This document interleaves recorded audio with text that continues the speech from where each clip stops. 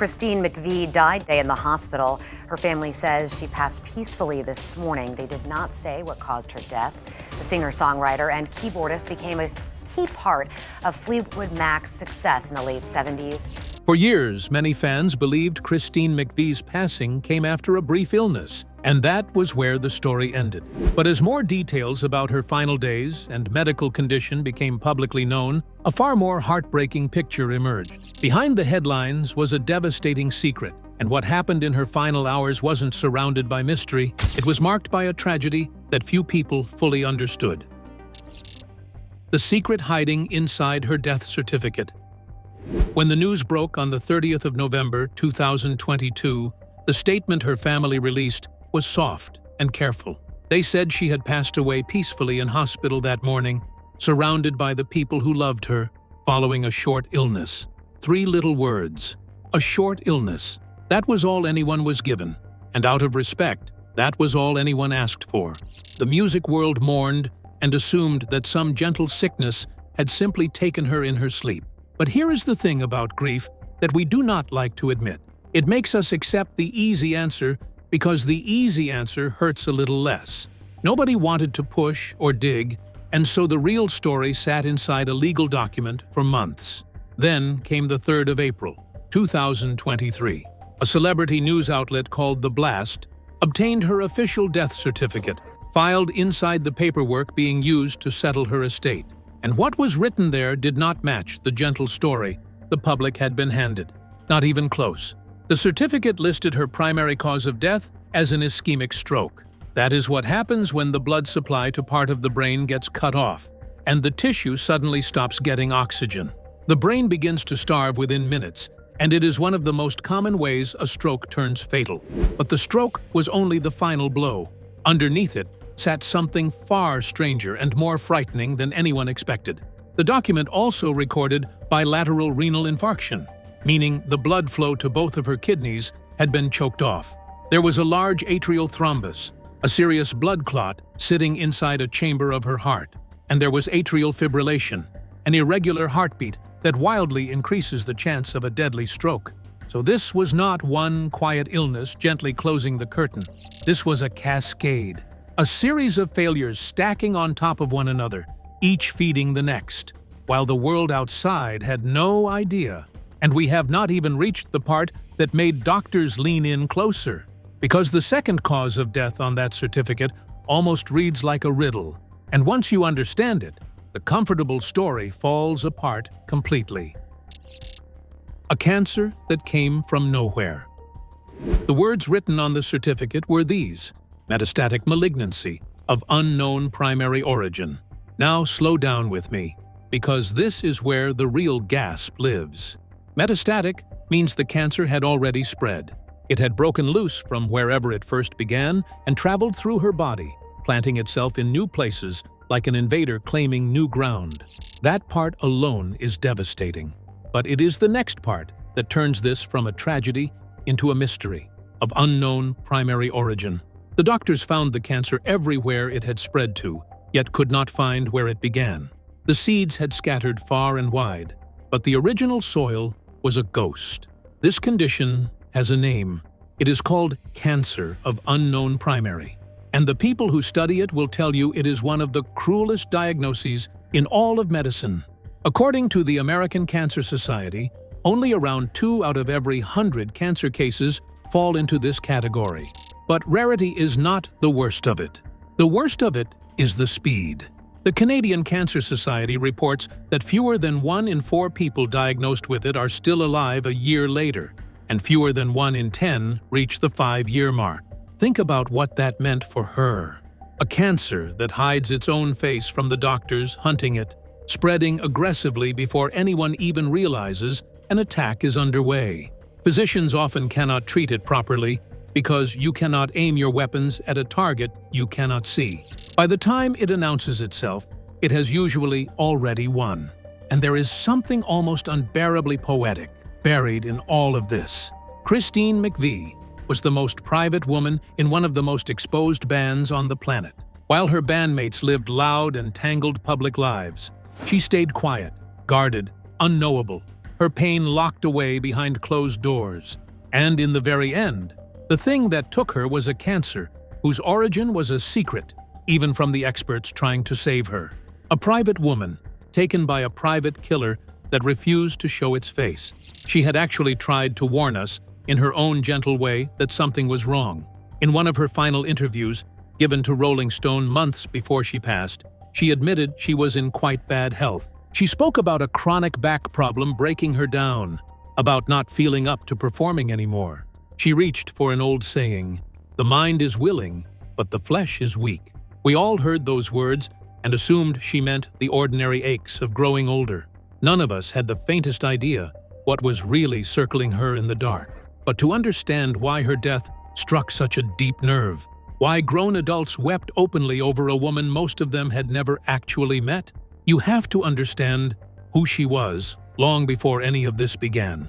You have to travel back to a little girl in England with the strangest surname you have ever heard, raised in a family that dealt in things this ordinary world cannot explain. The girl whose real name was Perfect. Before she was Christine McVie, before the platinum records and sold-out stadiums, she was Christine Ann Perfect. Yes, Perfect.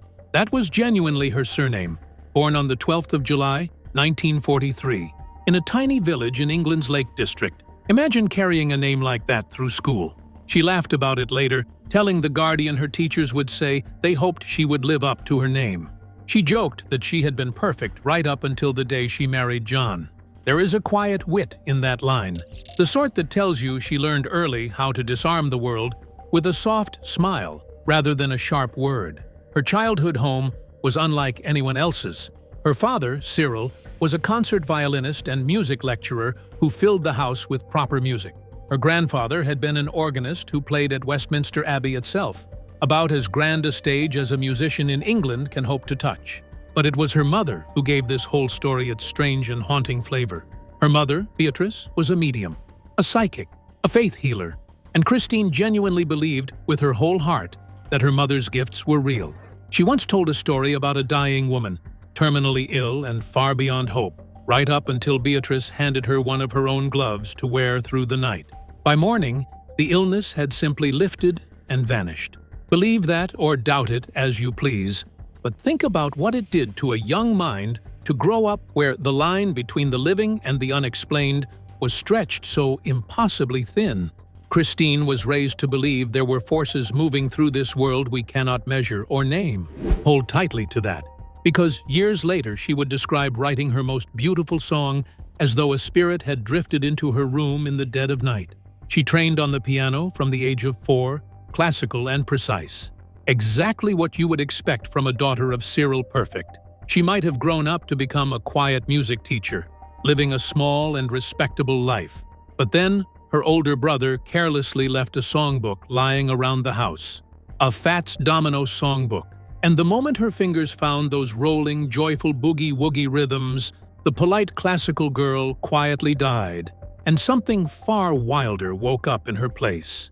She went off to art college to study sculpture, intending to teach, and instead tumbled straight into the smoky, electric world of the British blues scene. That single decision would reshape the entire course of popular music, though she could not have known it at the time. Chicken Shack, a wedding, and a door that opened. The blues clubs of England in the 1960s were a rough and thrilling place for a young woman to land, and Christine landed hard and fast. She joined a band called Chicken Shack as their keyboard player and singer, and almost immediately, people realized this art student had a voice that could stop a noisy room dead. Low, warm, lived in, the kind of voice that already knows how your heart is going to break before you do. In 1969, she recorded a cover of a song called I'd Rather Go Blind, and it turned into a genuine hit. The most respected music paper of the era, Melody Maker, crowned her their best female vocalist 2 years running. This quiet girl from the Lake District had somehow become one of the most celebrated voices in all of Britain. Around this same period, her personal life took the turn that would quietly define everything. She had grown close to the bass player of a rising blues band called Fleetwood Mac, a man named John McVie. They married in 1968, and the best man at their wedding was the band's brilliant and troubled guitarist, Peter Green. So now you finally understand the surname. The girl who was teased for being a perfect became a McVie, and she would carry that name all the way into legend. For a while, she orbited the band without ever quite being inside it. She played piano on their records without any credit, and even painted the cover art for one of their albums. She loved her husband, and could not bear spending her life apart from him while he toured. And then fate, as it so often does in this story, cleared a path through somebody else's tragedy. Peter Green, the leader and genius of Fleetwood Mac, suddenly left. His brilliant mind coming undone under pressures the world did not yet have the language to understand. The group was abruptly missing its center of gravity. So in 1970, they turned to the woman who had been standing just off stage that whole time and asked Christine to join properly. And the moment she stepped inside Fleetwood Mac, something clicked into place that had been quietly missing all along. As the drummer Mick Fleetwood put it years later, she became the glue, the thing that held all of these volatile, brilliant, beautifully damaged people together. But the truly seismic moment, the one that would make them the biggest band on earth while tearing them all to pieces, was still 4 years away, waiting on the last day of 1974. The Songs of Joy, born from a house of pain. To talk about Fleetwood Mac is to talk about one of the strangest and most painful success stories in music history, and Christine sat at the burning heart of it. On the final day of 1974, 2 Americans walked into the band, a guitarist named Lindsey Buckingham and a singer named Stevie Nicks. The instant Christine and Stevie stood together, their voices wrapped around each other as though they had been singing side by side their whole lives. 2 women in a band crowded with strong-willed men, and they made a quiet promise that they would never be treated as anything less than equals. That bond would grow into one of the most important friendships in either of their lives. But we will return to it, because of where it leads, and that destination will break your heart clean in two. What happened next is almost beyond belief. As the band climbed toward recording their masterpiece, the album called Rumours, every single relationship inside the group detonated at once. Christine and John, husband and wife, divorced. Stevie and Lindsey, partners in both love and music, shattered. The drummer's own marriage was crumbling too. They were heartbroken, furious, betrayed, and barely able to speak to one another. And then they walked into the studio together and poured every drop of that agony directly into the songs. Here is the part I find almost unbearable to think about for too long. Christine, in the very middle of her own divorce, surrounded by wreckage, sat down and wrote the most hopeful, warm, comforting songs the band ever produced. She wrote "Don't Stop," a song reaching toward a brighter tomorrow, while her own marriage was quietly dying in the next room. She wrote "You Make Loving Fun," a giddy love song about an affair with the band's lighting director, and let her husband go on believing it was about their dog. Just sit with how complicated this woman truly was. She was hurting and healing the entire world at the same time, all of it pouring out through the same 2 hands on the same piano. And then there is the song that proves her mother's strange world had stayed alive inside her all along. One night, around 3:30 in the morning, Christine woke with a complete melody already formed in her head. She walked to the piano and played a song called Songbird, start to finish. Words and chords and every last piece of it, in roughly 30 minutes. She later described it exactly the way her psychic mother might have, saying it felt as though she had been visited by something, a very spiritual thing, she called it. She was so frightened of losing it that she sat up the rest of the night playing it over and over so she would not forget a single note by morning. The men in the control room just stared at her, stunned. Mick Fleetwood came to love that song so deeply that he has asked for it to be played at his own funeral one day. A woman raised in a house full of faith healers, visited in the dark by a song that would outlive her. Some things in this story simply refuse to be explained away. But behind all of this beauty, a darkness was quietly taking root in her that the cheerful songs never once let on. The very same era that made her a legend was also teaching her how to disappear, and the way she learned to cope would eventually drive her to walk away from everything she had built. The illegal substance, the champagne, and the quiet breaking. The success of Rumours was so enormous it is genuinely hard to hold in your mind. The album has sold somewhere north of 40 million copies, and the band has moved well over 100 million records across their career. They were not merely famous, they were one of the defining sounds of an entire generation. And with that money and pressure came a lifestyle that would have flattened weaker souls. Christine, in her later years, was remarkably honest about all of it in a way that almost makes you wince. She told The Guardian, flatly and without flinching, that her illegal substance of choice was illegal substance and champagne. She did not dress it up or apologize. She even admitted, with that famously dry wit of hers, that she thought it made her perform better, before adding that perhaps somebody could tell her different. She described a world where the illegal substance was simply everywhere, a normal part of the working day. But she knew exactly how dangerous it had become. She once stayed awake for 3 full days on white powder and champagne, until her heart frightened her so badly she felt she was on the edge of a heart attack. That raw terror was finally enough. She said, "This is for the birds." And in time, she walked away from every bit of it for good. There was far more pain than just the chemicals. There was a wild and consuming love affair with Dennis Wilson of the Beach Boys, a man she described as charismatic and charming and a glorious mess all at once. She adored him. He swept her off her feet and broke her down in equal measure. Their tangled romance inspired more of her songs, and only a few years after it ended, he drowned at the age of 39. Loss seemed to trail quietly after her, even through the happiest stretches of her life. And underneath all of it ran a constant current of quiet suffering the public never saw. The chronic back pain that would haunt her to the very end. The stage fright. The bone-deep exhaustion of being a private woman trapped inside a touring machine that never stopped moving. She was an English country girl in her soul. The kind of person who wanted nothing more than to pull on muddy boots and potter about in a garden. And instead, she lived on airplanes and in identical hotel rooms, performing her own heartbreak for thousands of strangers every single night. Something inside her was wearing dangerously thin, and by the late 1990s it finally snapped.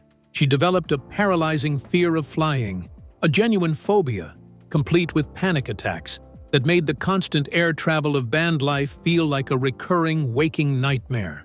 And so, in 1998, at the peak of her fame, freshly inducted into the Rock and Roll Hall of Fame, Christine McVie did something almost no superstar ever does. She quit. She walked away from the band, from the spotlight, from every bit of it, and vanished quietly into the English countryside. What she did with those years, and what finally pulled her back, is a story of fear and freedom that hardly anybody knows. 16 years in the wilderness and the long road home. She bought herself a grand old Tudor manor house in the county of Kent, the kind of place with centuries of history soaked into its walls, and set about becoming the country woman she had always longed to be. She gardened. She restored the house room by room and let the deafening noise of fame fall away completely. For the first time in decades, the woman who had handed everyone else their happy songs finally got to chase a little happiness of her own. But 16 years is a long time to stay away from the one thing you were born to do, and the reason she stayed gone was that flying phobia, which had wrapped itself around her like the bars of a cage. As long as she could not board a plane without dissolving into panic, the touring life of a global band was flatly impossible. She was free of the road at last, and yet trapped by her own fear.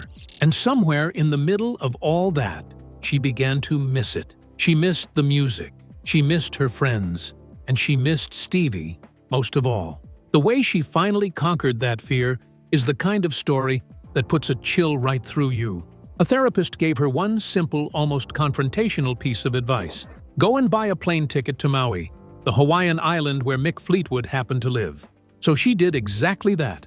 She and her old bandmate boarded the flight together, and as the plane lifted off the ground beneath her, The very thing she had dreaded for years loosened its grip and let go. She described the feeling afterward in a single word: free. Just like that, she decided she would no longer be afraid, and she said it felt like pure liberation, like getting back a piece of her own life she had given up for lost. And so, in 2014, after 16 long years in the wilderness, Christine McVie finally came home.